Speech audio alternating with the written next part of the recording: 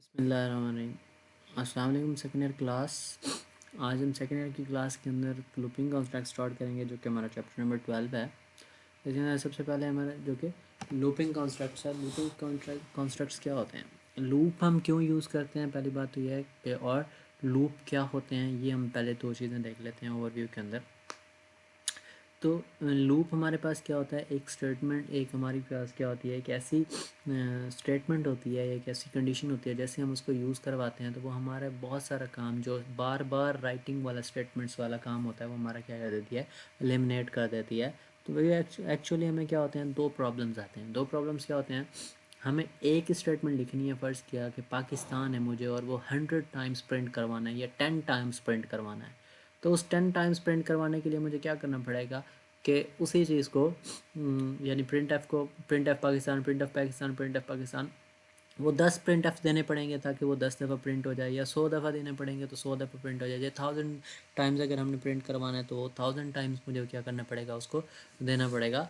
तो इस तरह से आपके पास एक प्रॉब्लम तो ये होता है कि अगर एक ही स्टेटमेंट है और उसी को ही आपने मल्टीपल टाइम्स राइट करना है, और मल्टीपल टाइम्स राइट करने के लिए हर दफ़ा आपको क्या करना पड़ रहा है, आउटपुट के लिए प्रिंट एफ की कमांड देनी पड़ रही है, जिससे आपके पास तकरीबन तकरीबन जितनी भी नंबर ऑफ़ टाइम्स आपने उसको प्रिंट करवाना है, उतनी नंबर ऑफ़ टाइम्स आपको क्या करना पड़ेगा, वो स्टेटमेंट देनी पड़ेगी। क्योंकि आपका एक प्रॉब्लम ये होता है। दूसरा प्रॉब्लम क्या होता है, दूसरा प्रॉब्लम ये आता है आपको कि आपने एक सीरीज़ प्रिंट करवानी है, जिसमें हमें पता है कि हमने सीरीज़ प्रिंट करवानी है। जैसे अगर फ़र्ज़ किया कि हमें नेचुरल नंबर्स प्रिंट करवाने हैं, जो कि 1 2 3 4 5 सिंपल्स हैं, ठीक है।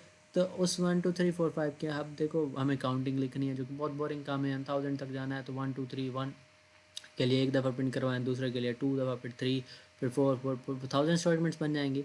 तो जब एक सीरीज़ ही है, एक कॉन्टीन्यूस डिफरेंस मौजूद है 1 का, तब भी हमें ऐसा काम करना पड़े, वो हमारे लिए थोड़ा सा प्रॉब्लमेटिक सिचुएशन आ जाती है। अगर फ़र्ज़ किया हमें कोई ऑड सीरीज़ चलानी है तो उसमें भी आप एक कॉन्टीन्यूस डिफरेंस 2 का होगा। अगर हमने कोई इवन सीरीज़ चलानी है तब भी हमारे पास कॉन्टीन्यूस डिफरेंस होगा 2 का। तो इस चीज़ को हम क्या करने के लिए, इन दो कामों के लिए हम क्या यूज़ करते हैं, लूपिंग कॉन्स्ट्रक्ट्स यूज़ करवाते हैं। यानी कि अगर हमने क्या करना है, एक स्टेटमेंट को मल्टीपल टाइम्स प्रिंट करवाना है, तो उसके लिए भी हम क्या करते हैं, एक लूपिंग कॉन्स्ट्रक्ट्स यूज़ करते हैं, ताकि हमें वो बार बार ना लिखना पड़े। और दूसरी चीज़ हमारे पास क्या होती है, यानी एक सीरीज़ प्रिंट करवानी है, यानी किसी चीज़ को एक सीरीज़ में लेके जाना है, तब भी हम क्या करते हैं, लूपिंग कॉन्स्ट्रक्ट्स यूज़ करते हैं। ये दो मेन मतलब हमारे पास प्रॉब्लम है, इनको कवर करने के लिए हमें क्या करना पड़ता है, हमें लूप यूज़ करने। अब लूप क्या करता है, लूप यह करता है कि हमने क्या करना होता है, एक टर्म इनिशियल कंडीशन दे देनी होती है। हम कहते हैं फ़र्ज़ के नेचुरल नंबर प्रिंट एफ की बात करें, हमें 100 टाइम्स प्रिंट करवाना है, तो हम क्या कर देते हैं, उसको इनिशियल दे देते हैं जी n = 1। काउंट को हम 1 स्टार्ट कर देते हैं, 1 मिल गया। दूसरा हम उसको कहते हैं कि भाई जाना कहाँ तक है, इनिशियल कंडीशन दे दी, साथ में हमने उसको फाइनल दे देनी है कि आपने भाई जब तक ये n आपका अब 1 है ना, जब तक आपका 100 तक नहीं होता आप क्या करते रहो, रिपीट करते जाओ।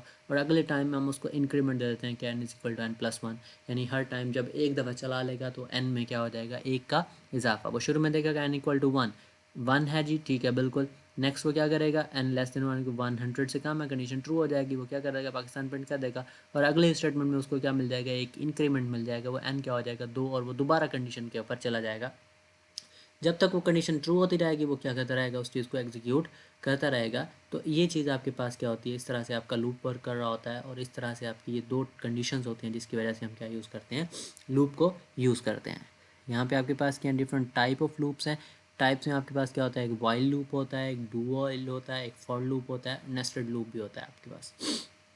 तो ये वाइल, डू वाइल और फॉर लूप। वाइल की अगर हम बात करें तो while loop keeps repeating associated statements until the specified condition becomes false.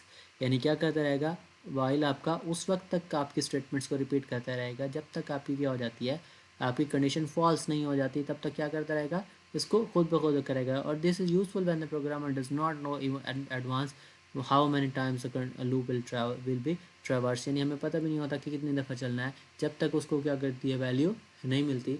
यानी हमें क्या करना है, हमें एक फाइनल कंडीशन दे देते हैं और हम कहते हैं कि जी हम एक स्टार्ट करवा देते हैं कि, और कहते हैं कि जी तब तक चलता जाओ, तब तक चलते जाओ जब तक क्या होता है इसमें आपको -1 नहीं मिल जाता, यानी वैल्यू आपकी ज़ीरो नहीं हो जाती, और वन नहीं हो जाता। और हम एक इनिशियल कंडीशन एक ऐसी सेट करते हैं जिस मतलब जो एक बहुत बड़ी होती है और हमें खुद ही अंदाज़ा नहीं हो रहा होता था कि कहाँ तक कितनी दफ़ा चलेगा कि -1 आ जाएगा और कितनी दफ़ा चलेगा कि ये 0 आ जाएगा।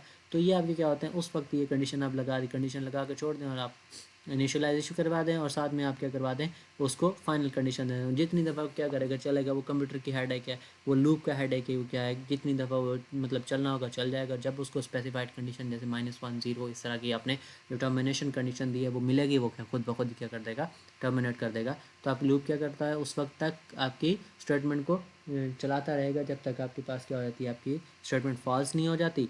और ये उस वक्त तक आपके पास क्या होता है, बेहतर होता है, जब तक आप क्या करवाते हैं, आपकी कंडीशन आपको ये पता नहीं होता कि आपकी कंडीशन कब तक चलेगी। तो इसमें एक चीज़ और भी होती है कि वाइल लूप आपका पहले कंडीशन चेक करता है, उसके बाद क्या करता है, स्टेटमेंट एग्जीक्यूट करता है। ये आपने याद रखना है कि पहले आपकी कंडीशन चेक होगी और फिर आपकी स्टेटमेंट एग्जीक्यूट होगी। ये हमारा एक छोटा सा डिफरेंस है, वो मैं आपको आगे बताता हूँ। कंडीशन आपके इसके सिंटैक्स को देखें तो सिंटैक्स में आपके पास सबसे पहले क्या है, वाइल के बाद क्या है, कंडीशन और फॉरेन स्टेटमेंट। तो सिंटैक्स में आपको ये नज़र आया कि वाइल लूप आपने लगा दिया और साथ में आपके पास क्या आ गया, कंडीशन, फॉरेन कंडीशन, और देन आपके पास क्या है, स्टेटमेंट मौजूद है।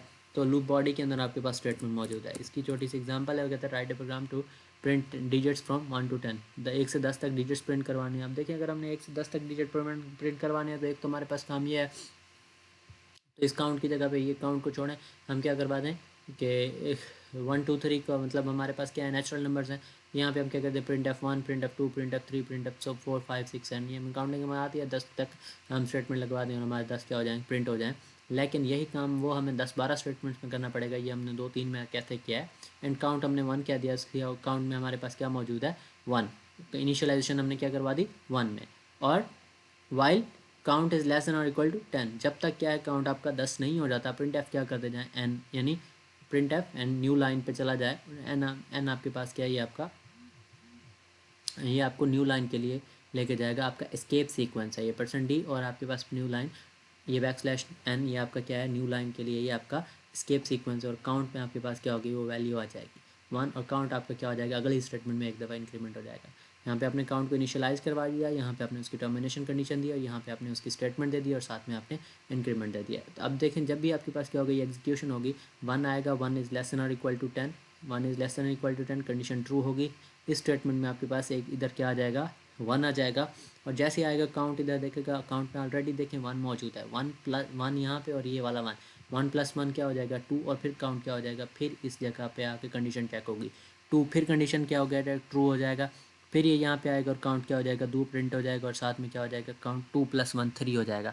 इस तरह चलेगा और 10 तक तो ये एग्जीक्यूट होगा। बट जब 11 होगी तो 11 इज़ नॉट लेस देन और इक्वल टू 10, तो यहाँ पे आपकी कंडीशन फॉल्स हो जाएगी और क्या हो जाएगा, लूप टर्मिनेट हो जाएगा। यही चीज़ आप इसमें देखें, स्टार्ट किया आपने, स्टार्ट करने के बाद स्टेटमेंट दी, स्टेटमेंट करने के बाद आपने क्या किया, कंडीशन दी, कंडीशन आपके पास क्या चल गई, कंडीशनल में आपके पास जैसे ट्रू हुई स्टेटमेंट चली और उसके बाद आपका कंडीशन फिर लूप की तरफ।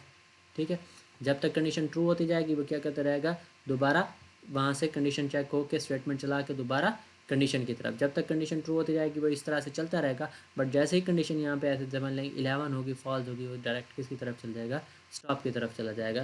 तो इस बॉडी के अंदर भी आपका इस डिस्क्रिप्शन के अंदर भी सारा कुछ ये लिखा हुआ है। इन वाइल लूप, तो while the loop control variable always initialise outside the body of the loop of the increment and decremental value. यानी हमने ये चीज़ कह रहा है कि ये जो हमने इनिशियलाइजेशन की है ये हमें वाइल से पहले की है, वाइल से बाहर की है। ये वाइल से बाहर ही होती है, बल्कि मतलब आगे आपके फॉर लूप पढ़ेंगे तो फॉर लूप के अंदर कर रहे होंगे, इनिशियलाइजेशन, टर्मिनेशन, इंक्रीमेंट, डिक्रीमेंट सब कुछ हम अंदर कर रहे होंगे। बट यहाँ पे हमने क्या किया, इसके सिंटैक्स के अंदर हमने ये जो काउंट किया है, ये जो इनिशियलाइजेशन किया है ये लूप से पहले की है और हम ये बाद में मतलब हमने कंडीशन दी और लूप बॉडी के अंदर हमने स्टेटमेंट और इंक्रीमेंट डिक्रीमेंट दिया है। तो इस चीज़ को हमने याद करना है। नेक्स्ट हम इंशाल्लाह एक छोटे से स्टेटमेंट, हमारी एक स्टेटमेंट और पढ़ेंगे और फिर ये हमारा चैप्टर एंड की तरफ चला जाएगा इंशाल्लाह। कमेंट लेक्चर में हम इसको कवर कर लेंगे और जो नेक्स्ट आपका ट्यूसडे होगा, ट्यूसडे को आपका लेक्चर हो जाएगा। थैंक यू एंड अल्लाह हाफ़िज़।